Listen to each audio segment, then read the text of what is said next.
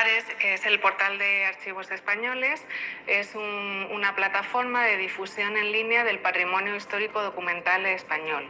Nosotros queremos difundir a la ciudadanía de forma libre y gratuita parte del patrimonio documental español que se conserva en nuestra red de centros de archivos estatales, es decir, que nosotros tenemos una herramienta que permite luego descargar los propios documentos digitalizados y con unas herramientas de visualización, de contraste, de zoom, de polarización incluso, para poder leer los documentos y obtener copia en ese mismo instante. Evidentemente es casi imposible digitalizar todo. Solamente en este escenario que podéis ver estamos hablando de kilómetros y kilómetros y kilómetros de estantería. Con todos los documentos que hay aquí puestos uno detrás de otro damos 1 o 2 veces la vuelta al mundo. Por lo tanto, hay que generar una serie de criterios. Somos pioneros en este ejercicio o en esta metodología de trabajo en los archivos. Hay un criterio técnico interno que viene impuesto por el propio patrimonio documental.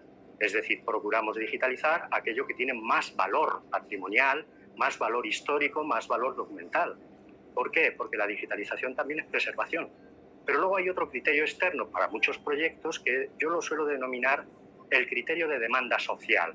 Nosotros lo que hacemos es, a través de las estadísticas de Pares, saber qué fondos o qué series, qué documentos concretos son los que más se consultan, más se demandan en las salas de investigación, y este tipo de agrupaciones documentales son prioritarias a la hora de establecer los planes de descripción y de digitalización de fondos de lo que luego formará parte de nuestro portal. Por poner un ejemplo, los fondos documentales relacionados con la guerra civil y el franquismo, una continuación, realmente han sido la sociedad en los últimos 15 años o 20 años, nos ha estado demandando que esa documentación se la hagamos más accesible vía digitalización. Tenemos en nuestros grandes archivos históricos prácticamente toda la historia de Europa y de América y parte de Asia y Oceanía. Por lo tanto, es normal que nuestros usuarios también sean en gran parte internacionales. Buena muestra de este carácter internacional de los archivos estatales es el hecho de que parte de nuestros documentos formen parte del Registro Internacional de la Memoria del Mundo, que es un programa específico de UNESCO dedicado a poner de manifiesto aquellos documentos que forman parte de nuestra memoria colectiva universal. Y ahí tenemos registrados importantísimos documentos conservados en archivos estatales, como el Tratado de Tordesillas, las capitulaciones de Santa Fe y muchos otros. Y luego, a su vez, a través del Portal Europeo de Archivos, que es agregador de Europeana, también confluimos con esta cooperación internacional, y nuestros fondos también llegan a Europeana, que es la gran plataforma digital cultural europea.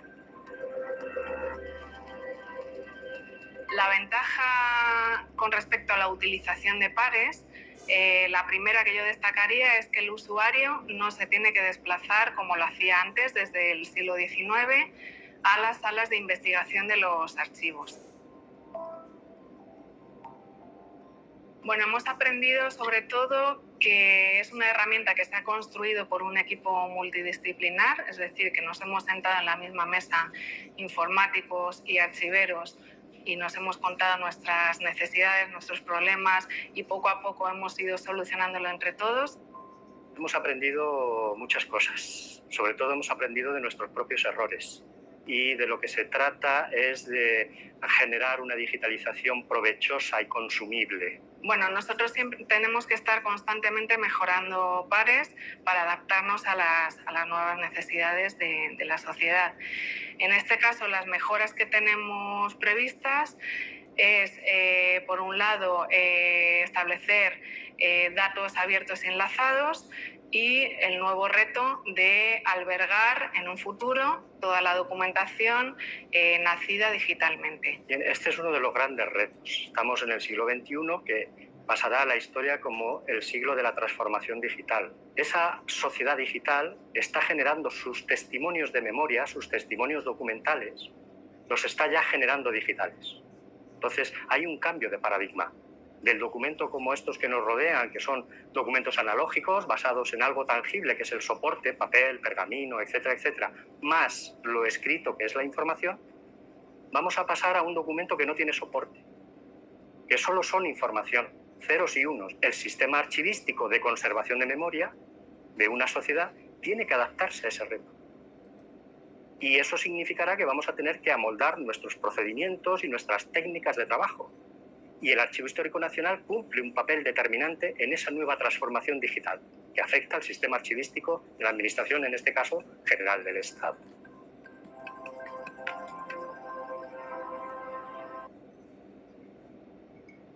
Sí, el video sí estaba colocado profesamente.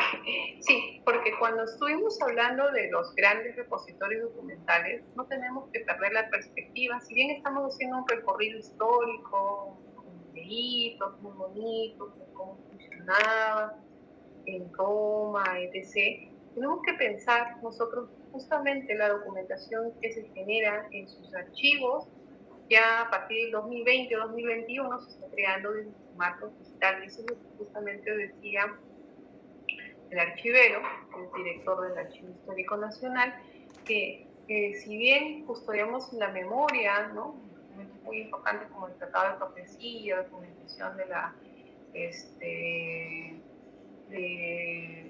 del siglo XX, esta documentación ya generada justamente de manera digital, pues tiene que preservar. Y estos archivos físicos, grandes archivos que conocemos y que en algún momento vamos a querer visitarlos, ¿no?, por la maravilla de documentación que tiene, se tiene que pensar que también van a crearse pues los grandes repositorios digitales. En algún momento se va a acabar la documentación física y hay que pensar en ese modo, ¿no? También traje colación el video porque habla un poco de que ellos son pioneros en la digitalización de la documentación histórica y cuáles son los criterios justamente que ellos asumen para la digitalización de su documentación. Y también tiene que ver mucho pues con el estado de la documentación, ¿no? En buena parte ellos han digitalizado la documentación muy, muy importante, más importante. Por ejemplo, hay mucha documentación de la comunicación con los territorios de ultramar, que es la que tiene con nosotros, con el Virreinato de España, y que de alguna manera pues se ve supeditado a lo que requiere el público. Si es que el público requiere eso, pues tenemos que digitalizarlo, no solamente porque le vamos a dar ya en formato digital, sino porque tenemos que preservar, porque el uso constante de ese documento en sala o las veces que va a ir y salir, esa documentación pues es proclive a su deterioro, ¿no? Eso, disculpen que traje ese videíto, pero creo que permite un poco empalmar dos épocas ya, ¿no? Está en la época de la formación de estos documentos, pero también qué cosa vamos a hacer con estos documentos y cómo de alguna manera justamente ellos, para poder haber trabajado desde fines de los me parece que de 1980 y tanto, ya empezaron este proyecto, ha sido también gran parte por los archiveros que también pues tenían esta práctica de lectura de palografía, ¿no? O sea, no hay posibilidad de que se digitalice si es que también no antes se describa, ¿no? No podemos tener cientos de documentos indexados sin saber su código si no sabemos de qué tratan, ¿no? Entonces, todo está ligado, todo está amarrado con justamente los conocimientos que nosotros vamos a adquirir. Entonces, ya nos queda solamente cuarto de hora y tengo que pasar lista y hacer como un comunicado. Entonces, vamos a cerrar esto de acá. En el siglo XVIII, ¿no?, justamente hablamos de la creación de los grandes archivos nacionales. Justamente en el periodo de la Revolución Francesa se da un gran giro de la historia, no solamente francesa, sino a nivel mundial. Luego toda la serie de acontecimientos que sucedieron después de ese gran hecho. Y que incidió justamente en la consideración del archivo, ¿no?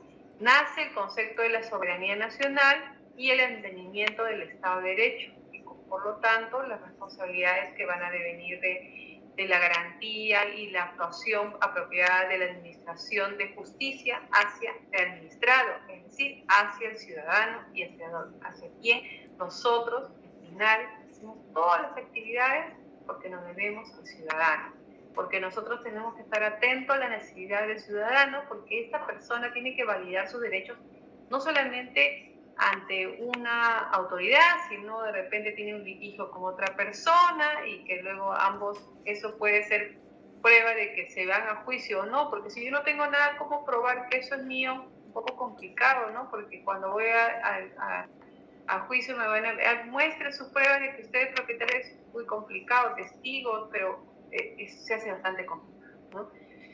Y también justamente el archivo es considerado como garante de derechos, ¿no? Y también marca pues la jurisprudencia de las actuaciones que va a hacer el Estado, ¿no? Aún dice que esto ha aunado a un fenómeno común que se va dando en Europa, que es el fuerte sentimiento nacionalista, ¿no? Y que, ojo a esto, ¿no? Ojo a esto, se da un fuerte sentimiento nacionalista que llevó a buscar en su pasado las raíces de la identidad nacional. Algo que hasta ahora creo que, no sé si tanto de identidad nacional, actualmente estamos en búsqueda nosotros, pero creo que los archivos no solamente tienen que ser sinónimo de que vamos a hacer validez de derechos, sino también tienen que hacernos entender, como lo mencioné, recuerdo que en la segunda o la tercera clase, de que hay un interés justamente por saber de dónde venimos. No solamente, porque quiero saber de repente si tengo una ascendencia italiana, una ascendencia alemana, qué sé yo, y que con eso me quiero ir a vivir allá. Bueno, ese es un motivo bastante, pues, acomodado, ¿no? Que uno busca los archivos, porque quiere algo, quiere demostrar su... Pero también hay el otro interés, ¿no? El interés de dónde venimos. ¿De dónde vendrán? Yo sé que mis papás eran de Ayacucho, mis abuelos parece que eran de Ica, emigraron ahí, pero parece que mi tatarabuelo era tal. Entonces, ¿por qué creen que hay mucha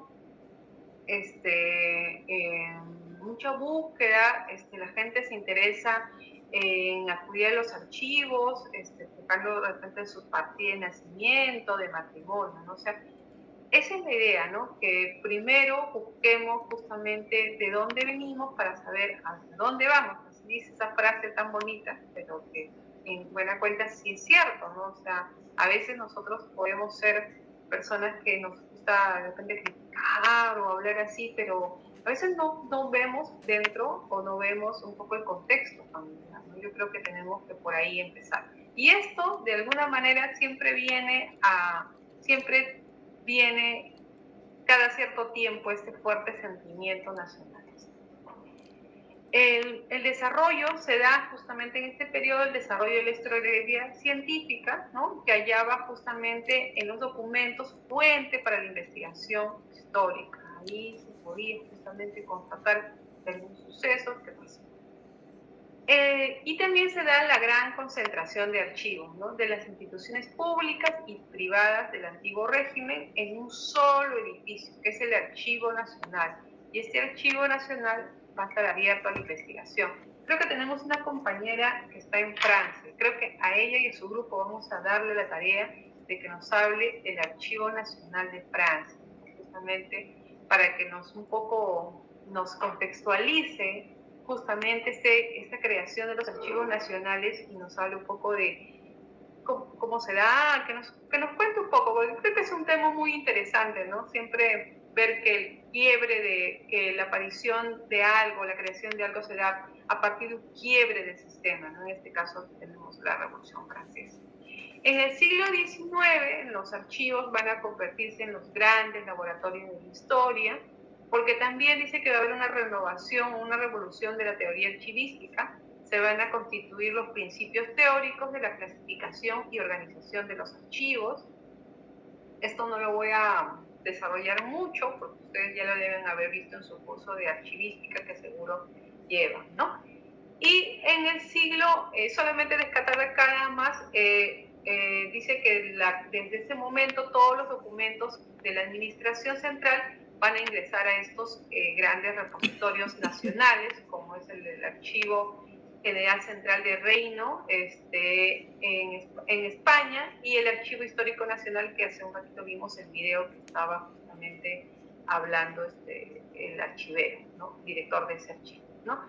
Y en el siglo XX ya los archivos toman una doble dimensión, que es por un lado que son los custodios de los deberes y derechos de los ciudadanos, pero por otra parte también se convierten como memoria del pasado de la nación y por ende un objeto de investigación histórica, ¿no? Y que se va a desarrollar hacia la segunda mitad del siglo XX, ¿no? Actuando como verdaderos espacios donde se puede, pues, investigar, y dejando un poco la función administrativa, digamos, de servicio, digamos, ¿no?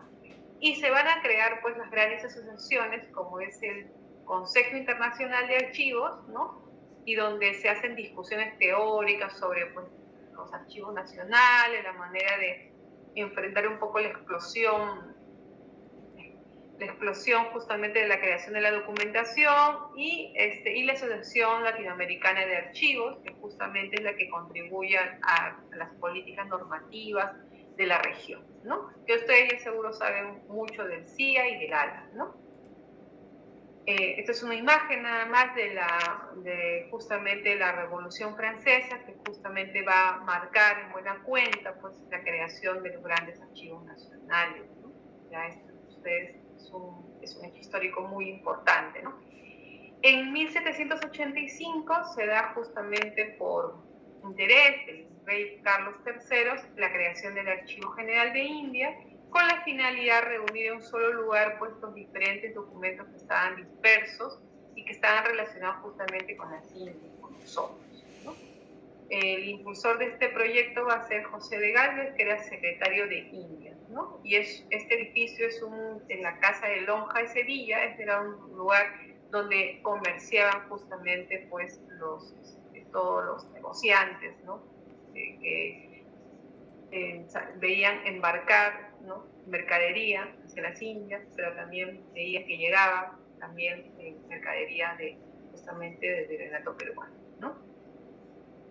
Y acá una imagen justamente del archivo de Reino Unido, y acá el Archivo Histórico Nacional de España, del cual vimos hace un ratito justamente el video, ¿no?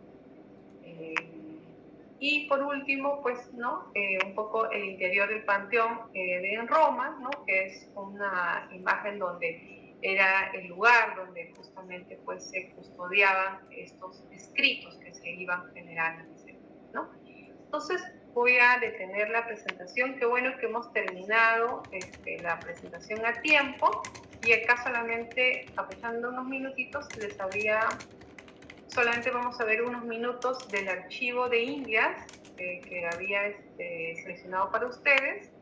Unos minutillos nada más, porque ustedes ya lo pueden ver. Ponen archivo de Indias y luego vamos a ver el archivo de Simancas. Un ratito nada más.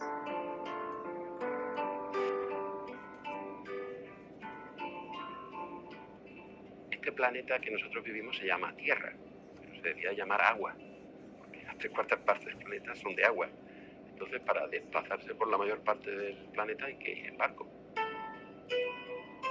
El planeta global que tenemos hoy en día es gracias a los barcos.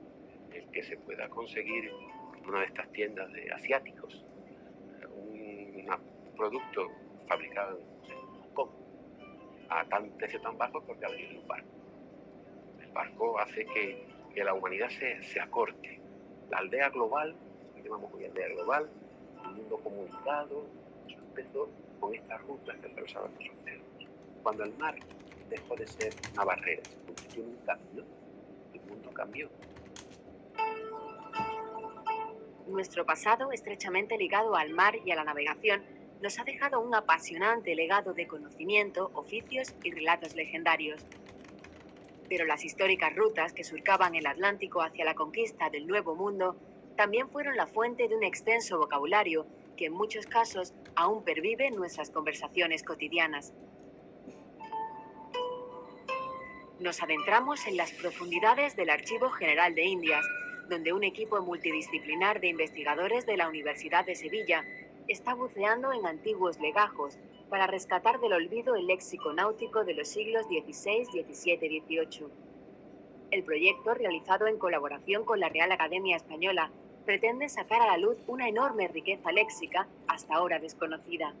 Su objetivo, crear una plataforma online abierta a la comunidad científica y a todos los usuarios interesados, así como contribuir al nuevo diccionario histórico del español.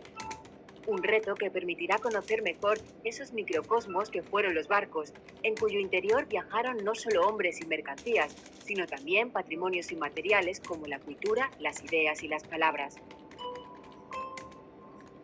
Hasta aquí nomás este video, y justamente lo busqué de entre varios videos que habían del Archivo General de Indias, porque un poco habla de este proyecto de hallar justamente este léxico, dice, ¿no?, que se usaba en ese tiempo, y que el gran transmisor fue justamente el barco que permitió trasladar y acortar justamente y crear nuevas rutas, y donde se transportaba todo lo que en buena cuenta nosotros tenemos, ¿no? La menta, una cama, un libro, entre otros, ¿no? Y que permite ver justamente este intercambio, por no decir pues comercio, que había entre Europa, justamente el territorio peruano, ¿no? El video es más larguito, lo pueden encontrar, pero es muy interesante porque permite justamente ver que el mar se abre justamente para conectar todo. Y bueno, tenía otro video de Simancas, que también es un archivo muy interesante, pero ya no quiero que me gane el tiempo y quiero llamar asistencia a aquellos que no pasaron, me parece. Ahorita no quiero que se quede alguno fuera. Patrick me dijo que estaba presente, pero quiero escucharlo. ¿Patrick? Presente, profesora, buenas noches. Ah, ya, gracias, Patrick. Michelle.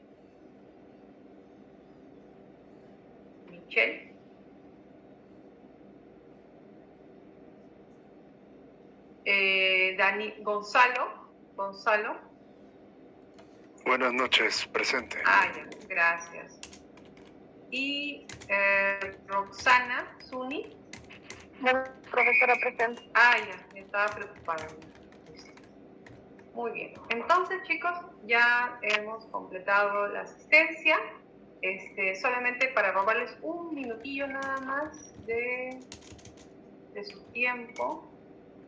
Por favor, me avisó Maylisa que me iban a pasar la lista. Ya no hay problema. Pero la lista de los grupos de trabajo para poder organizarnos. Sí. Ya tengo la lista, me faltan los coordinadores. Ah, ya, no hay problema, no te preocupes. Ya sé que está encaminada, entonces ya estamos bien. Ya termino con 2 grupos.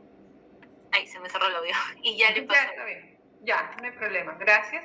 Y lo otro es la visita de estudio para los que no estuvieron presentes o al inicio o a mitad que les estuve explicando.